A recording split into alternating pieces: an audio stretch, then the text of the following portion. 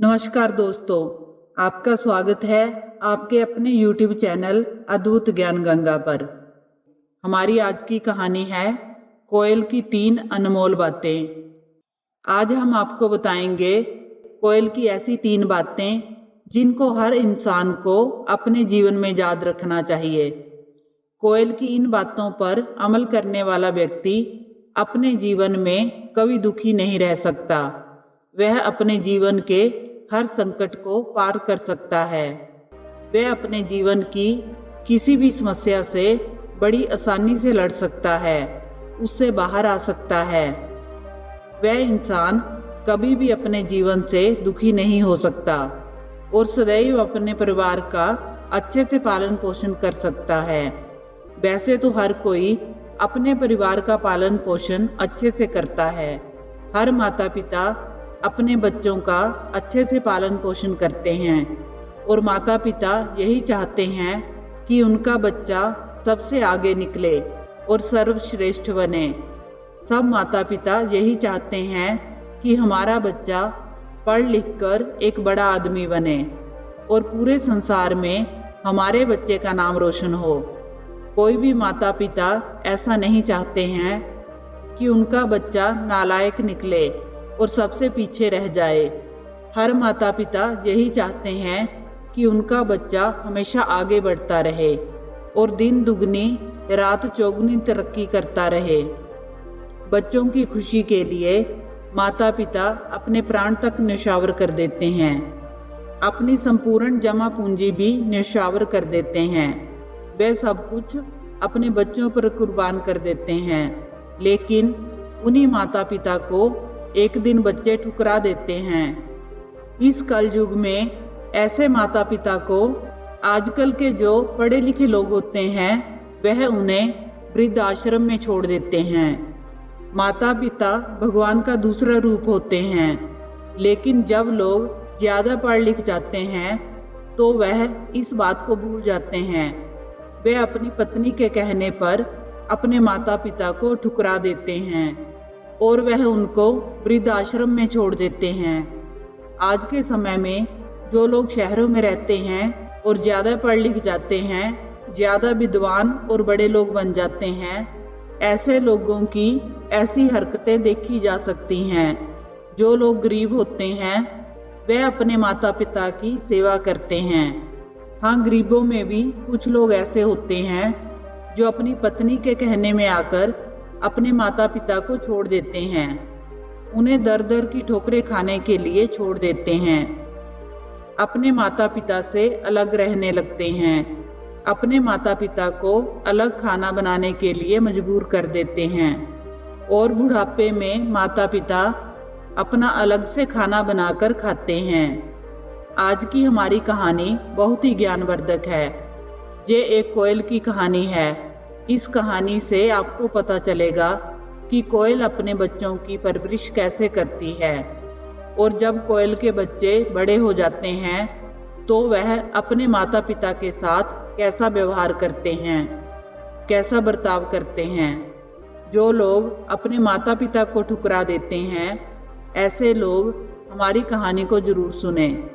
हम चाहते हैं कि इस कहानी के माध्यम से उनको आत्मज्ञान हो और वह अपने माता पिता की सेवा करें।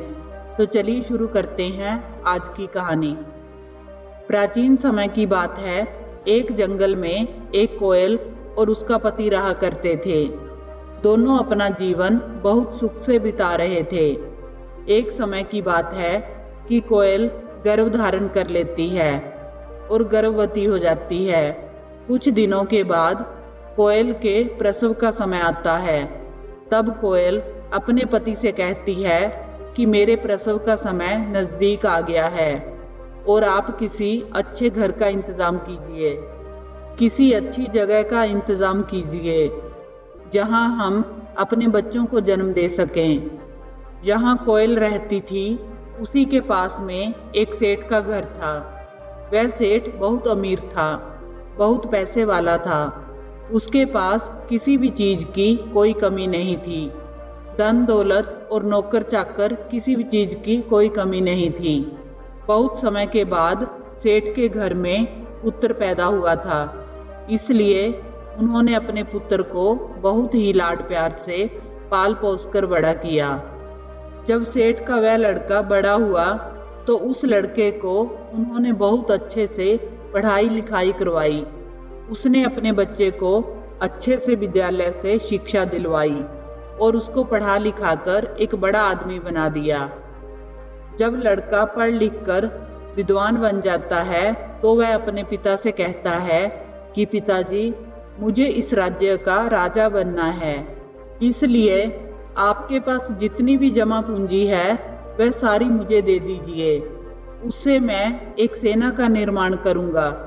इस सारी घटना को कोयल का पति देख रहा था और साथ में सोच रहा था कि देखिए इस सेठ का पुत्र क्या करने जा रहा है। इतना पढ़ा लिखा होने पर भी वह सेठ से यही जिद करने लगा कि मैं राजा बनना चाहता हूँ। वह सेठ उसे बार बार समझाता और बार बार मना करता। वह उसे कहता कि बेटा, ये ठीक नहीं है, तुम राजा नहीं बन सकते, तुम एक सेठ के पुत्र हो, एक व्यापारी के पुत्र हो सके तो तुम मेरे व्यापार में हाथ बटाओ, मेरे बुढ़ापे का सहारा बनो।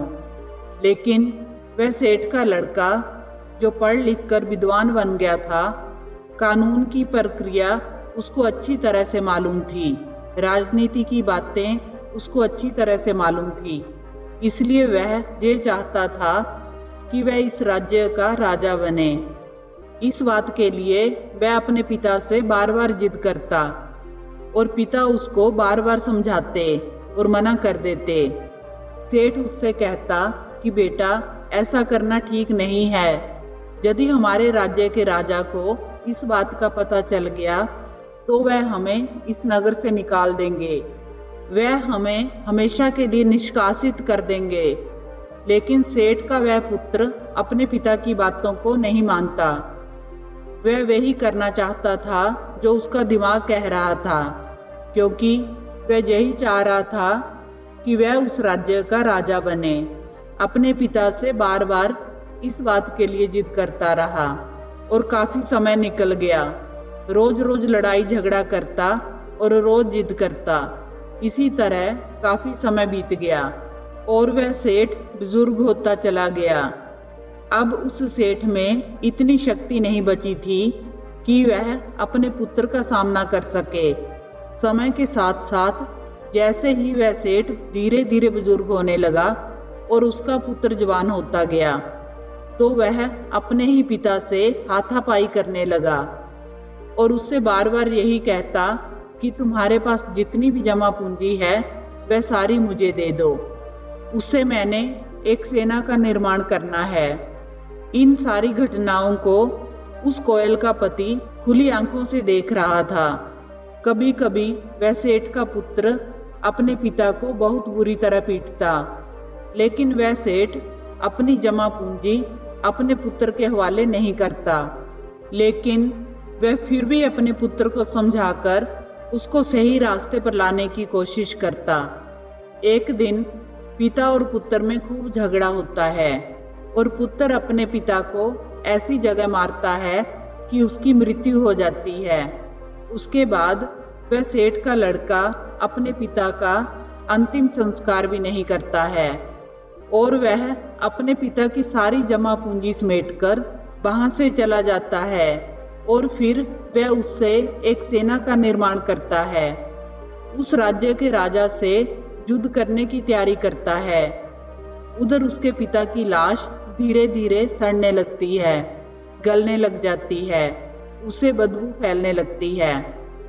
लेकिन वह नीच पुत्र अपने पिता का दाह संस्कार भी नहीं करता और वह अपने पिता की लाश को सड़ने के लिए छोड़ देता है।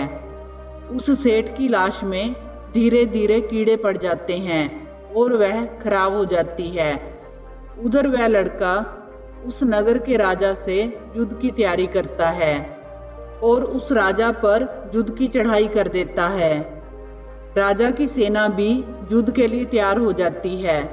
दोनों सेनाओं में घमासान युद्ध होता है और आखिर में उस सेठ का पुत्र मारा जाता है।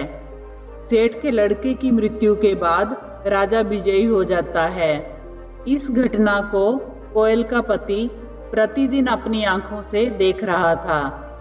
जब कोयल के प्रसव का समय आता है तो कोयल अपने पति से कहती है कि आप ऐसी जगह का इंतजाम कीजिए, किसी ऐसे स्थान का इंतजाम कीजिए जहां हम अपने पुत्र को जन्म दे सकें।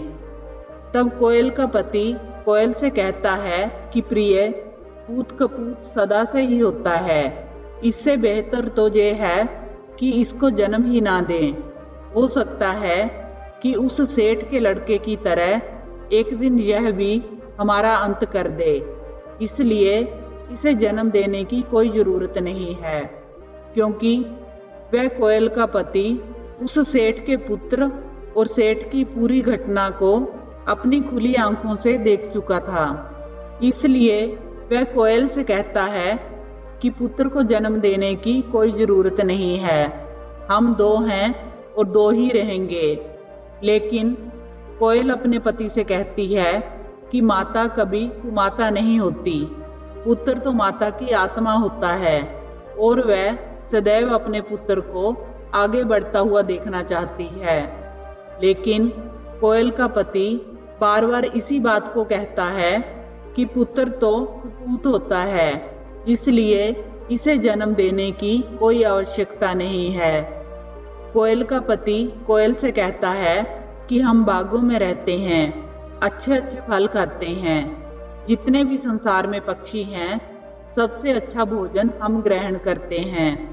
लेकिन अगर फिर भी हमारा पुत्र कपुत्र निकल गया तो हम क्या करेंगे?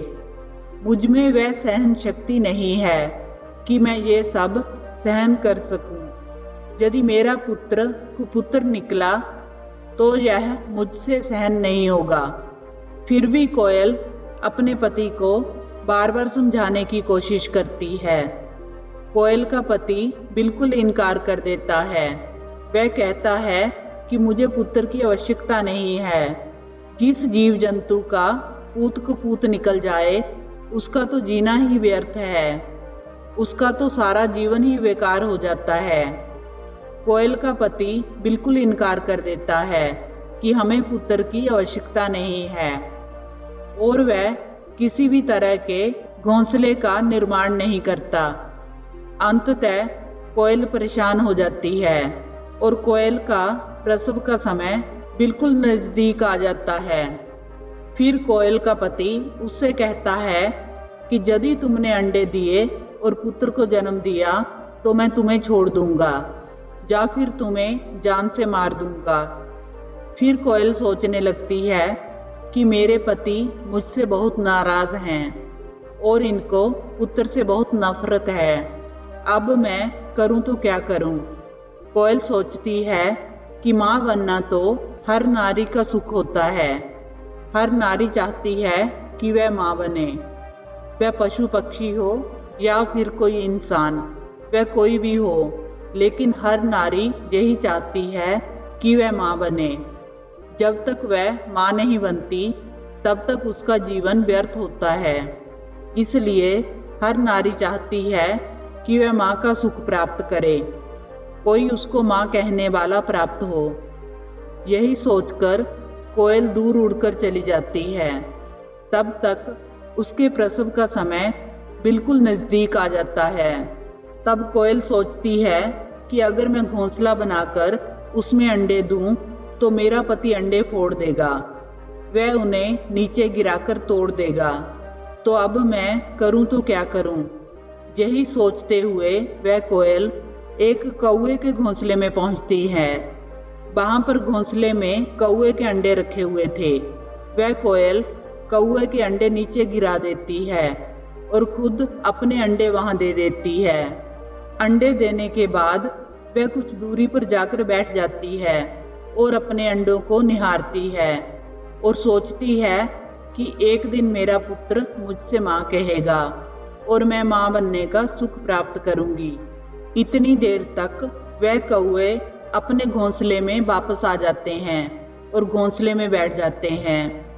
कोयल दूर पेड़ पर बैठकर उन्हें देखती रहती है कि वह कौवे मेरे अंडों को पहचानते हैं कि नहीं। कौवे कोयल के अंडों को नहीं पहचान पाते और वह कोयल के अंडों की रखवाली करने लग जाते हैं। जिस तरह से वह अपने अंडों की रखवाली करते थे, उसी तरह से वह कोयल के अंडों की भी रखवाली करने लग जाते हैं। उनको वह अपने ही अंडे समझकर उनका पालन पोषण करते हैं। अब कोयल वहां से उड़कर अपने पति के पास आ जाती है। कोयल का पति कोयल से पूछता है कि तुम्हारे अंडों का क्या हुआ? तुम माँ बनने वाली थी, तुम्हारे प्रसव का समय बिल्कुल नजदीक था, तुम्हारे अंडे कहाँ हैं? तब कोयल कहती है कि तुम्हारी नाराजगी के कारण मैंने अपने अंडों को समुद्र में गिरा दिया और उन अंडों को मछलियां खा चुकी हैं। ये सुनकर कोयल का पति बहुत खुश होता है और वह अपनी पत्नी से कहता है कि तुम धन्य हो, तुमने मेरी बात की लाज रखी।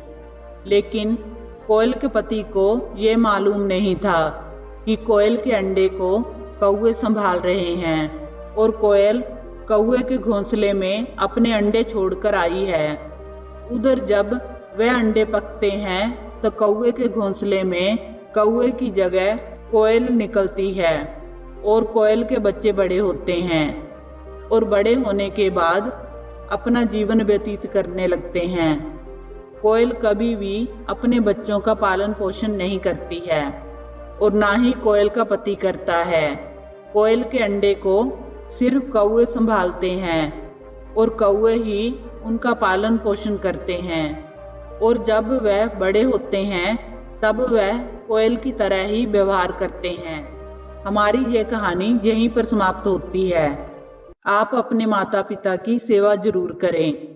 जो लोग अपने माता पिता की सेवा नहीं करेंगे तो उनकी होने वाली संतान भी उनकी सेवा नहीं करेगी। ये कटु सत्य है, इसमें कोई संदेह नहीं है कि तुम्हारी संतान तुम्हारी सेवा करेगी। वह ऐसा कभी नहीं करेगी। जैसा तुम करोगे वैसा ही तुम पाओगे। यदि आप अपने माता पिता को वृद्ध आश्रम में छोड़कर आते हैं तो एक दिन ऐसा आएगा कि तुम्हारे बच्चे भी तुम्हें वृद्ध आश्रम में छोड़कर आएंगे और तुम्हारा जीवन भी वैसा ही व्यतीत होगा जैसा तुमने अपने माता पिता का बना रखा है। यदि आप अपना भविष्य संवारना चाहते हैं, अपना बुढ़ापा सुधारना चाहते हैं, तो अपने माता पिता की जितनी हो सके उतनी सेवा कीजिए ताकि तुम्हारा जन्म भी सफल हो सके। क्योंकि माता पिता भगवान से कम नहीं होते, इसलिए जितना हो सके अपने माता पिता की सेवा करें। माता पिता के चरणों में ही स्वर्ग होता है। अगर आपको ये कहानी अच्छी लगी हो तो वीडियो को लाइक करें, चैनल को सब्सक्राइब करें। कहानी को अंत तक सुनने के लिए आपका धन्यवाद।